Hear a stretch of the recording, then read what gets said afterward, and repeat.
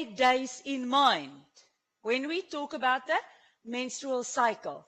I quickly want to inform you, it is not strictly 28 days for all females. No, but that is the average that we work on. Okay, so when we look at the menstrual cycle, there are many hormones, 10 to 12 hormones that are involved for all these processes to take place. Usually, there is one egg in a month, and so it is all about timing. All about timing? All about timing if you want to get pregnant, and all about timing if you do not want to get pregnant. Now, okay, right. The uterus must be ready when egg gets there, ovum gets there, in case it was fertilized. If no fertilization takes place, it will tear down and the lining of the uterus will start to rebuild from day one for the next menstrual cycle. And this is my favorite graph. And I think that you do have a type of graph like that on page 442. And this is the book of Appel de Klerk that we are using for those of you who are watching on a video.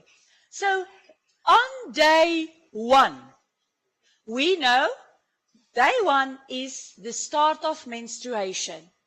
That means that there was no pregnancy, no implantation during the previous cycle, and the wall of the uterus, which we also call the endometrium, will now start to tear apart, and it will be released through the vagina in the form of blood.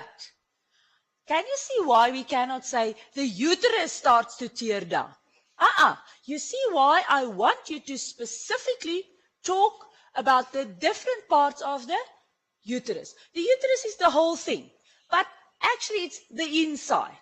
No, the uterus is the whole thing. There's a lining, then there's muscles, and we refer to muscles of the uterus, lining of the uterus. If you remember, the lining is the endometrium, use that word.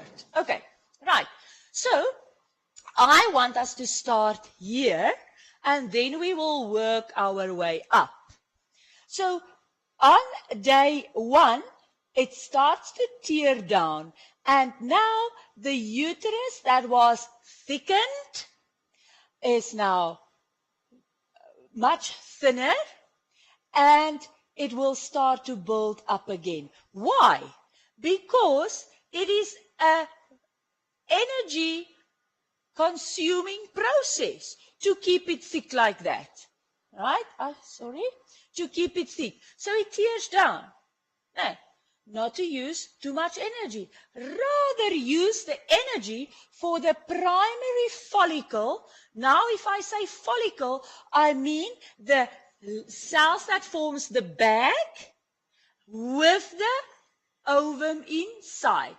And remember, if we say there's an ovum inside, that ovum already was through the process of oogenesis. Now, you remember oogenesis? Where the diploid germinal epithelium cell changed into a haploid cell. Okay.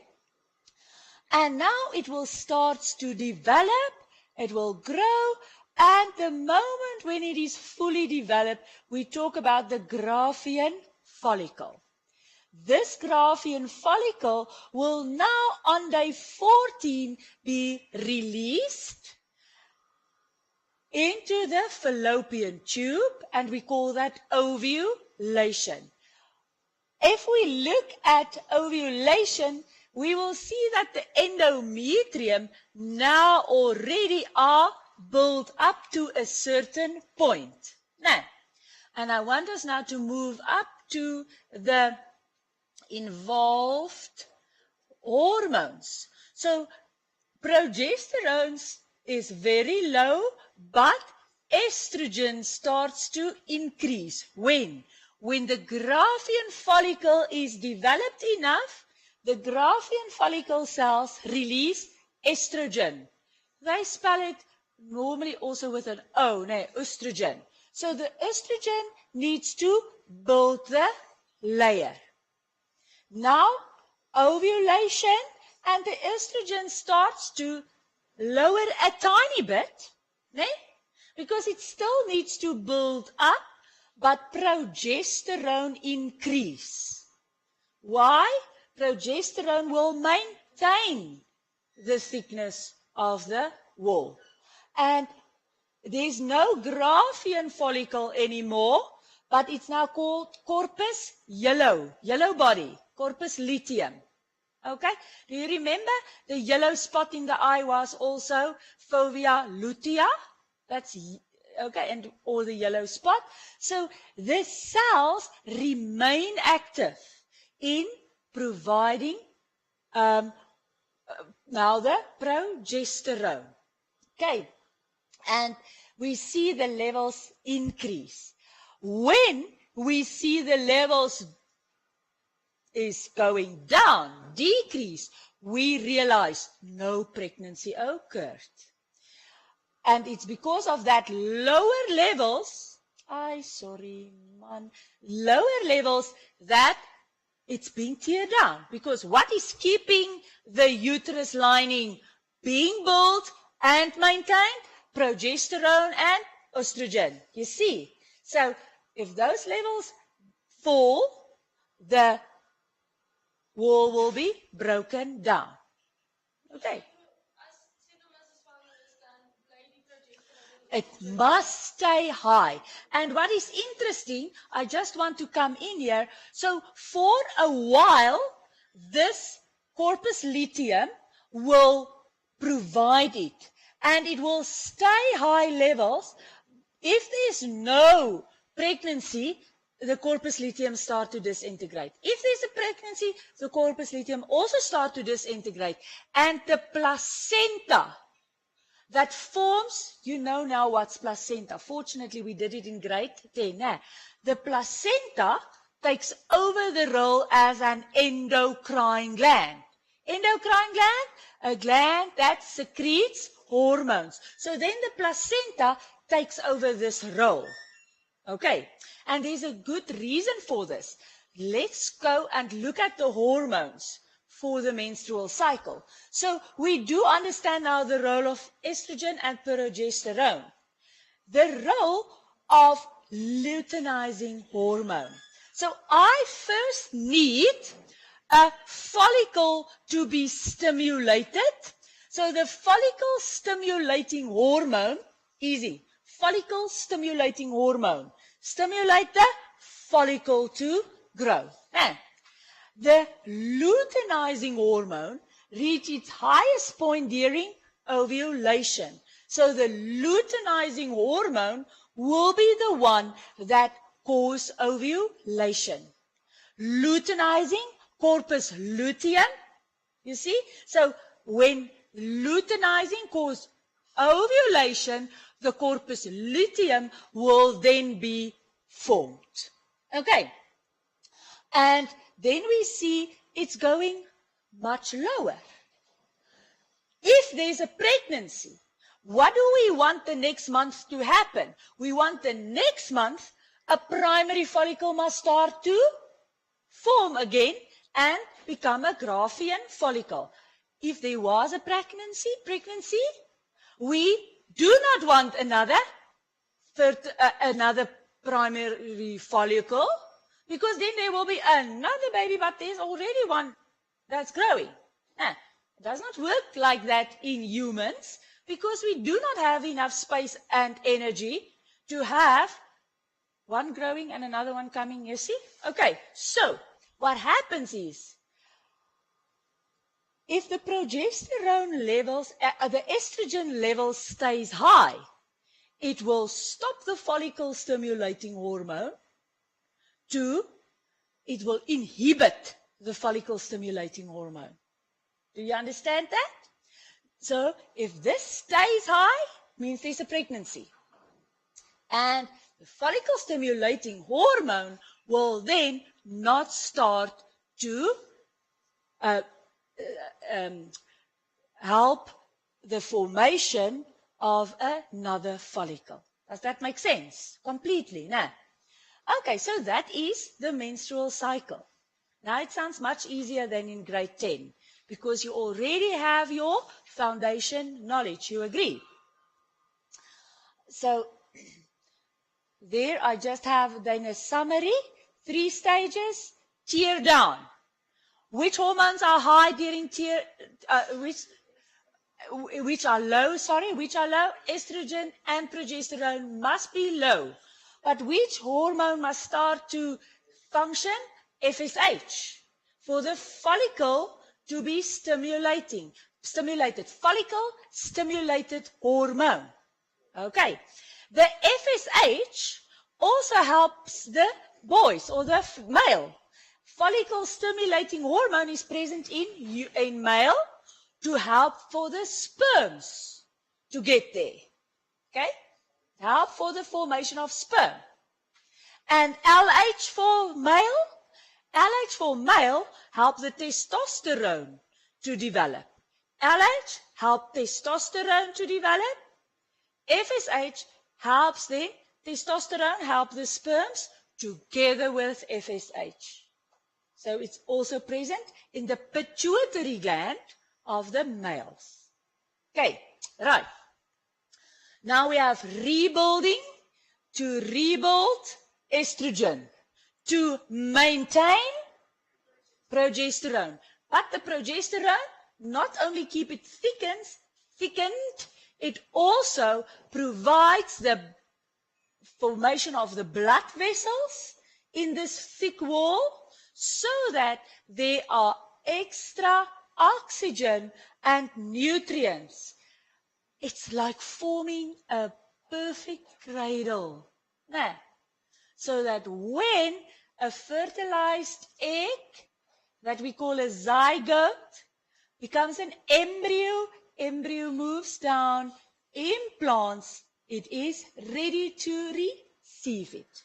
Okay, right. If there's no baby, we know what happened. We are back to square one. Okay, I think we talked enough about estrogen, progesterone, LH, and FSH. And I think we are ready with this. Ovulation. Now, when are you able to get pregnant? Only when there is an ovum and a sperm. Nee. But here is where we need to take care. How do you know that you are ovulated if you are ovulating? You will have a slightly increase in your basal temperature. A slight increase. 37.5 to 37.8.9. A slight increase. Now, most fertile days in the next few days. So, when do you think, if you want to get pregnant, is a good time to have copulation? Sexual intercourse. On the day of ovulation? Yes, definitely. The day before ovulation? No, take care. The sperm cell can live for 24 hours inside the female body. So, if there was sexual intercourse the day before ovulation, there are still sperm cells present. Nee. So if ovulation happens, there can be a sperm cell ready to fertilize. And fertilization is when the nucleus of the male fuses with the nucleus of the female. You remember that? Okay, good. It's good that we are repeating so many times. Nee, that is how we learn. Repeat, repeat, repeat. Okay? And then you can say, okay, but if ovulation is finished, remember that ovulation has the egg cell, the ovum, stays also for 48 hours. It stays in a way that it can receive a sperm. Nee. So they say there are a window period of about 3 to 4 days. A day, 2 days before ovulation, 2 days after ovulation. That gives us about 4 days. Nee. Where you have a window period where pregnancy can occur. Because if it's a good sperm, let's count rather 48 hours, especially if we do not want to get pregnant. Nee? And then 2 days after ovulation, it's another 48 hours. That gives us 4 days. Okay, that is the days where a pregnancy can take place. And this is what I explained here. Ovum, 12 to 24 hours. Sperm, 4 to 5 days. I just want you to check what your book says. So from day 11 to day 16, in the cycle, the pregnancy is possible. Here, I have a picture, and I printed this picture for you. This picture tells us now different stages of development inside the ovum. Ovary. And here you can clearly see where you have the germinal epithelium, you see the development, and you see the released egg. That zona pellucida, that layer around the ovum, it has the function to make sure that only one sperm can enter, and then it closes off, like a gate that's locked, or a fence that's locked, and none else will enter. That is the function of the zona pellucida. Now, and there we see ovulation. Oh yes, there you see the name for that bubbles that we see around the ovum. They say it's the corona radiata. You don't have to know that name, but you will see it in pictures. And I want us now to look at the video, corona radiata. I want us now to look at a video about the menstrual cycle.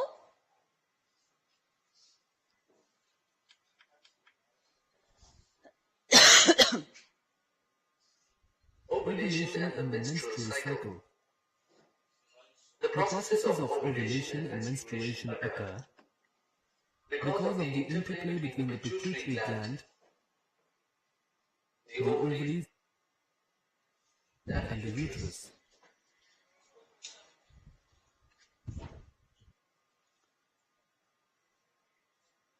At the start of a typical 28-day menstrual cycle, the hypothalamus secretes gonadotropin-releasing hormone, not important for you, into the network of blood vessels which surround the pituitary gland. This stimulates the cells of the pituitary gland to secrete follicle-stimulating hormone, or FSH, which travels through the bloodstream to reach the ovaries, where it stimulates the development of ovarian follicles. Each of the developing follicles consists of an immature egg, a number of cells which secrete estrogen and fluid. Most of these developing follicles degenerate by day 7, leaving only a single dominant follicle to grow, nourishing the developing egg inside it.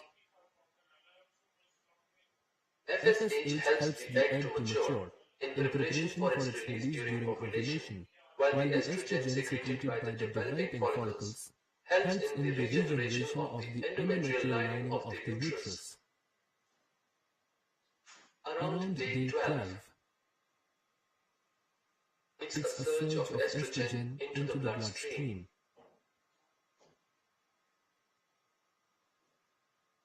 Which reach the hypothalamus, resulting in the increased secretion of GnRH and stimulating the production of luteinizing hormone or LH by the pituitary gland. Sorry, I just want to... did you hear there? FSH increase LH. If FSH is there, it will make sure LH will be secreted. You remember? Just want to take you back. Estrogen, high levels, decrease FSH. Otherwise, you will have an ovum getting ready while there's a pregnancy. You follow that? JP, you understand? Stays high. Stay high. But what is telling the luteinizing hormone? Can you see it's all interlinked? Now, to make sure everything works according to plan. Okay, right. This flooding of LH into the bloodstream causes the follicle to bulge, acting as a trigger for the rupture of the follicle and ovulation around the middle of the cycle. Day 40. After its release, the egg is picked up by suction into the fin-related opening of the outer end of the fallopian tube. From here, it takes about 5 to 6 days to travel through the fallopian tube where fertilization occurs. Celia? Before the fertilized egg gets lodged in the wall of the uterine cavity. If fertilization of the egg fails to occur within 12 to 24 hours, the egg begins to disintegrate and is eliminated along with the shedding of the endometrial lining. After the follicle ruptures, it is converted into a structure known as the corpus luteum, which secretes the hormone progesterone. Progesterone creates important changes in the endometrial lining of the uterus, making it suitable for it to receive the fertilized egg. The secretion of progesterone is maintained for several days. But if the fertilization does not occur in this period, the corpus luteum recurs, resulting in a fall in the levels of progesterone and estrogen and a shedding of the uterine lining, starting the menstrual cycle all over again.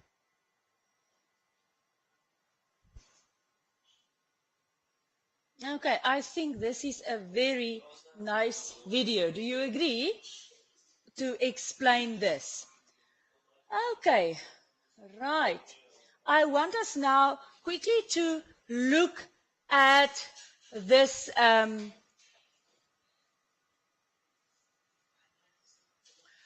interlink between all the hormones. In your book, it is important that you study it on page 440. Nee, there it will be explained. But what we say is, due to FSH, we have the follicle that starts to develop. FSH will help and increase the levels of estrogen. Estrogen will, in the blood, will make sure that LH will be secreted, because then the ovum will be released. And the LH will make the corpus luteum. The corpus luteum makes sure that progesterone is secreted. The moment if this level stays high of estrogen and progesterone, FSH will be blocked, will be inhibited. Okay. Do you understand this, class? Why this is important? To prevent another ovum to be released if one is already fertilized. Right. So this is quite a lot of information to remember. So we are going to do the pregnancy then tomorrow. I want you now to start with the questions. Question 3 and question 1, 2, 3 on the other page. Okay.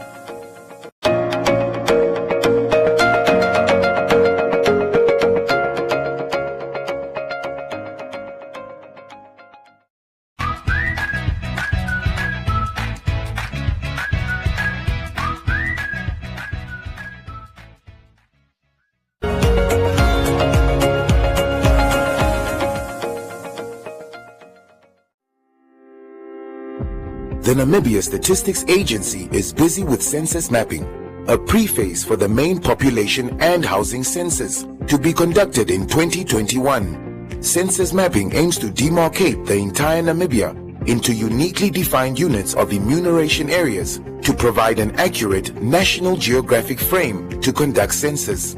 To find out more, tune in to Conversations with the NSA this week Thursday, as from 1 p.m. broadcast on all social media pages of the NSA, as well as One Africa TV and 99 FM social media pages. Play your part. Be counted.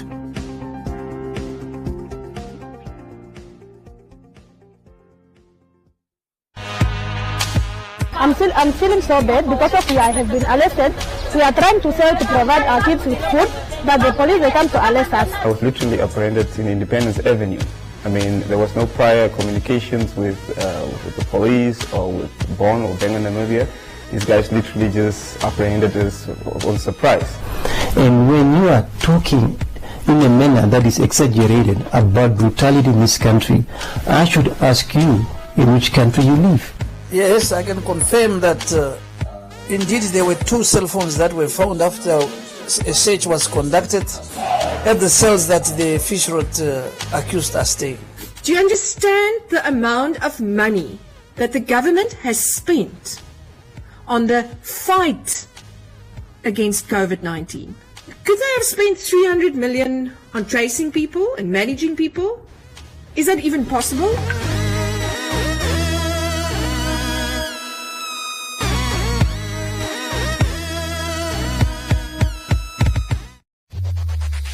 Win free airtime with One Africa TV. Share your comments on the channel. WhatsApp your feedback, name and town to 081 200 6659. One Africa TV. It just gets better.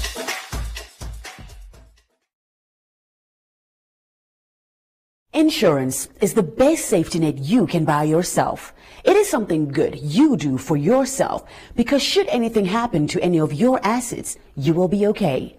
Luckily, it also doesn't have to cost you an arm and a leg. More affordable, yet still reliable options are available in Namibia.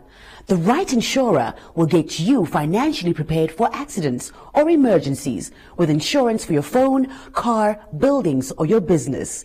Let the Good Deal Namibia help you stretch your dollar by directing you to the one insurer that promises decreased premiums the longer you are insured.